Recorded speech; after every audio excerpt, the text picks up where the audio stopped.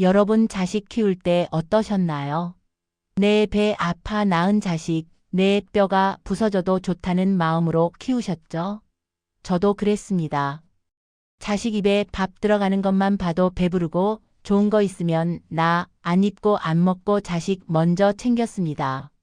그렇게 평생을 바쳐 키운 자식이 장성해서 가정을 꾸리면 이제 내 할 일은 다 끝났구나 싶어 뿌듯하기도 하고 한편으로는 섭섭하기도 하죠. 그런데 말입니다. 그 자식이 내 노후까지 책임져 줄 거라는 기대 여러분은 하고 계신가요? 혹시 저처럼 자식에게 모든 걸 다 주고 나면 나중에 따뜻한 밥 한 끼라도 편하게 얻어먹을 수 있을 거라고 믿고 계시진 않으신가요?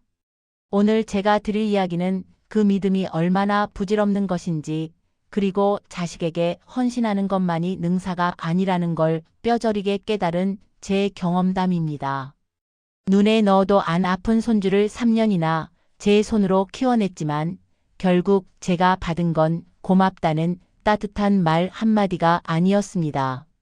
며느리가 제게 건넨 차가운 하얀 봉투, 그 안에 담긴 충격적인 진실을 마주하고서야 저는 비로소 긴 꿈에서 깨어났습니다. 제 가슴 아픈 이야기 한번 들어주시겠습니까? 내 나이 올해 68입니다. 남편을 먼저 떠나보내고 시골집에서 혼자 조용히 지내고 있었죠. 텃밭이나 가꾸며 소일거리나 하고 가끔 친구들 만나 수다 떠는 게 유일한 낙이었습니다. 그러던 어느 날 서울 사는 아들에게서 전화가 왔습니다. 어머니, 저희 좀 도와주세요. 아내가 회사 복직해야 하는데 애 봐줄 사람이 도저히 없어요. 베이비시터는 불안하고 장모님은 편찮으시고 어머니가 와주시면 안 될까요?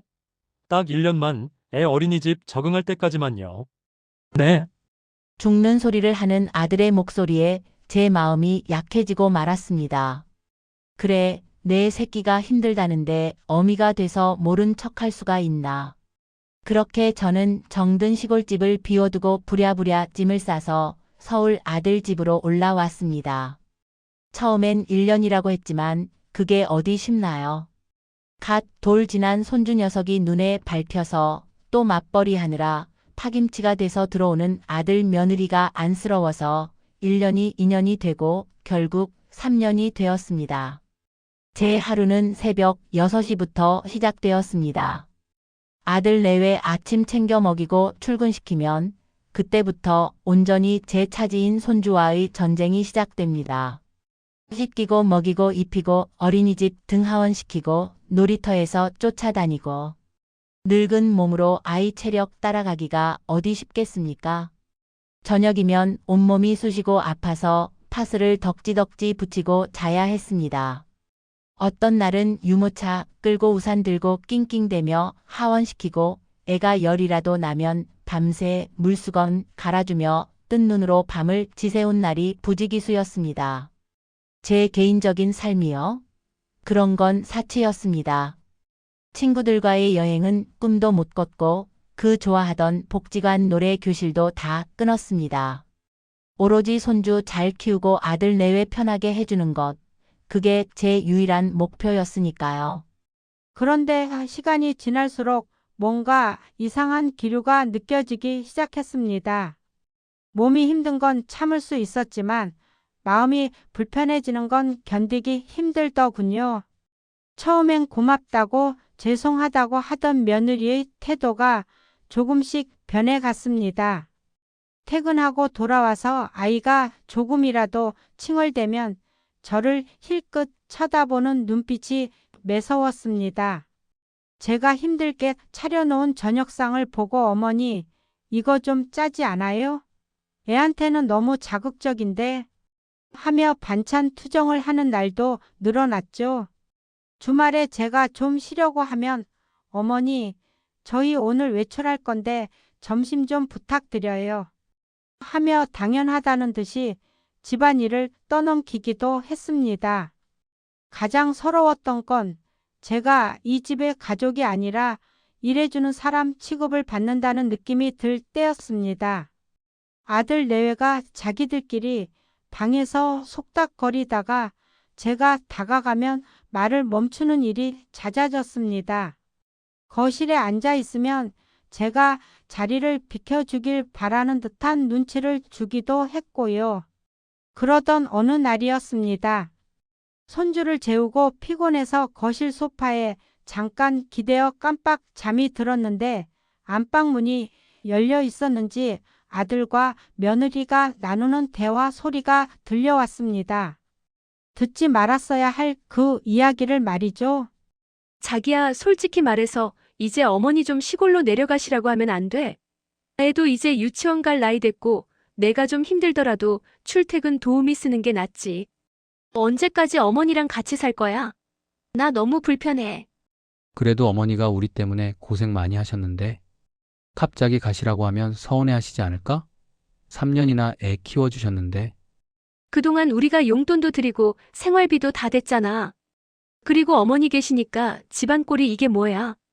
어머니 짐 때문에 인테리어도 다 망가지고 냄새도 나는 것 같고 친구들 한번 제대로 부르지도 못했어. 나도 이제 내 집에서 편하게 살고 싶다고. 심장이 쿵 하고 내려앉는 것 같았습니다. 냄새가 난다니요. 짐 때문에 인테리어가 망가진다니요. 제가 그동안 이 집에서 어떤 존재였는지 그제야 적나라하게 알게 되었습니다. 저는 그저 쓸모가 다 된 이제는 귀찮고 불편한 짐 덩어리에 불과했던 겁니다. 3년간의 제 희생과 사랑은 그들의 편리함을 위한 도구였을 뿐이었던 거죠. 그날 밤 저는 한숨도 자지 못하고 밤새 울었습니다. 억울하고 분해서 가슴을 쥐어뜯었습니다. 다음 날 아침, 퉁퉁 부은 눈으로 겨우 일어나 아침을 준비하고 있는데 며느리가 저를 부르더군요. 며느리 가식적인 미소를 지으며 어머니, 잠깐 저랑 얘기 좀 해요. 거실 탁자에 마주 앉아 며느리가 가방에서 하얀 봉투 하나를 꺼내 제 앞으로 밀었습니다. 어머니, 그동안 저희 때문에 정말 고생 많으셨어요. 이거 저희가 준비한 작은 성의예요. 떨리는 손으로 봉투를 열어보았습니다. 안에는 빳빳한 현금 몇 장이 들어있더군요. 그런데 그게 다가 아니었습니다. 돈 밑에 깔려있던 종이 한 장. 그걸 꺼내본 순간 저는 그만 정신을 잃을 뻔했습니다. 그건 바로 경기도 외곽에 있는 한실버 타운의 입주 안내 팸플릿이었습니다. 며느리 상냥한 척하며 어머니, 여기 시설 정말 좋대요. 공기도 맑고 친구분들도 많이 사귀실 수 있고 식사도 다 나오고 프로그램도 다양해서 어머니 지내시기에 딱 좋을 것 같아서 저희가 알아봤어요. 이제 저희 걱정은 마시고 어머니 인생 즐기셔야죠. 어머니 인생 즐기셔야죠라는 그 말이 왜 그렇게 잔인하게 들리던지요. 돈 몇 푼 쥐어주고 저를 시설로 보내버리겠다는 그 속내가 너무나 투명하게 보여서 치가 떨렸습니다. 3년 동안 손주 키워준 대가가 고작 이거였나요? 따뜻한 밥 한 끼 같이 먹으며 진심으로 고맙다는 말 한마디 듣는 게 그렇게 큰 욕심이었나요? 저는 그 자리에서 봉투를 며느리 앞으로 던져버렸습니다. 이 돈 필요 없다. 내 발로 내가 나갈 테니 걱정 마라. 그 길로 저는 방에 들어가 짐을 싸기 시작했습니다. 아들이 뒤늦게 와서 어머니, 왜 그러세요? 저희가 잘못했어요. 하며 말렸지만 이미 제 마음은 싸늘하게 식어버린 뒤였습니다. 저는 뒤도 돌아보지 않고 그 집을 나왔습니다. 시골집으로 돌아온 첫날 밤, 텅 빈 방에 혼자 앉아 얼마나 울었는지 모릅니다. 허무하고 외롭고 배신감에 치가 떨렸습니다. 한동안은 밥도 제대로 못 먹고 멍하니 지냈습니다.